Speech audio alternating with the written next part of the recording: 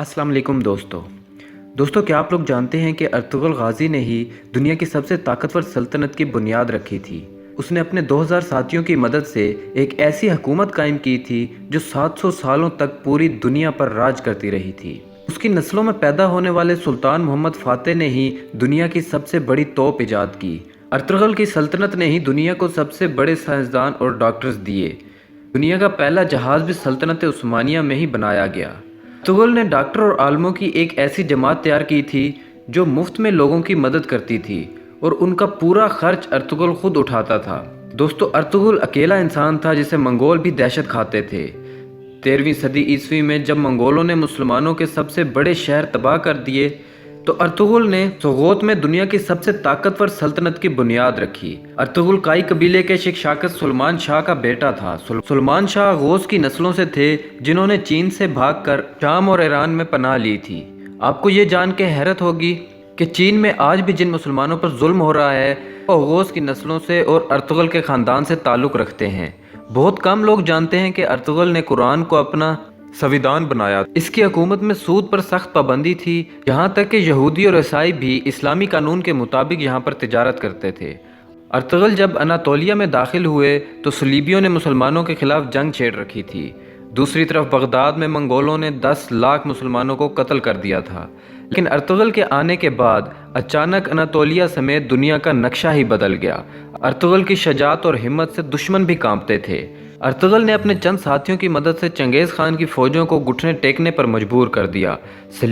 सलेबियों और मंगोलों के खिलाफ अर्तुगरुल का जज्बे को देखते हुए सल्जूकी सुल्तान अलाउद्दीन ने इसे अंगारा की ज़मीनों का मालिक बना दिया। अर्तुगरुल कुरान के बनाए हुए असूलों के मुताबिक हुकूमत करता था।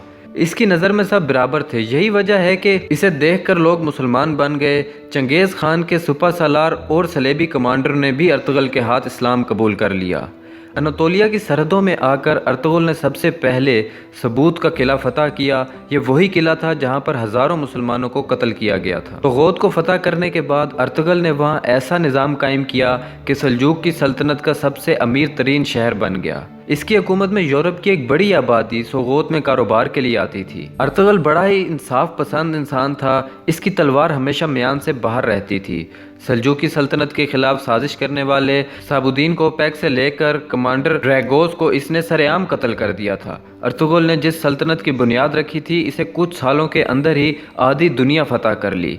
इस सल्तनत की सरहदें यूरोप से एशिया और अफ्रीका तक फैली हुई थीं। यहाँ तक कि 17वीं सदी ईस्वी तक दुनिया की आधी दौलत सल्तनत उस्मानिया के कब्जे में थी। जापान, रूस और फ्रांस जैसे देश सल्तनत उस्मानिया से कर्जे लेते थे। ये सल्तनत इतनी बड़ी थी कि जब इसका खात्मा हुआ तो 42 नए मुल्क बने। आपको ये जानकर शायद हैरानगी हो कि अर्तुगरुल का ख़ानदान दुनिया का वाहिद ख़ानदान है जिसने सबसे लंबे अरसे तक हुकूमत की। अर्तुगरुल के ख़ानदान के 36 लोगों ने 700 साल तक हुकूमत की।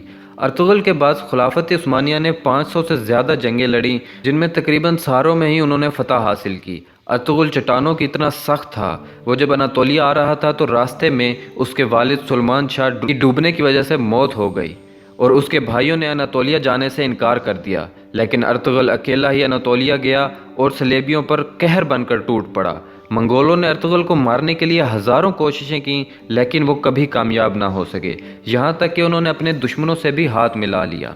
दोस्तों, बहुत कम लोग जानते हैं कि सलेबी मस्जिद अक्सा और मस्जिद हराम को शहीद करना चाहते थे, लेकिन अर्तुगरुल ने मुसलमानों को मुत्तहिद करके उनके मंसूबे को खाक में मिला दिया।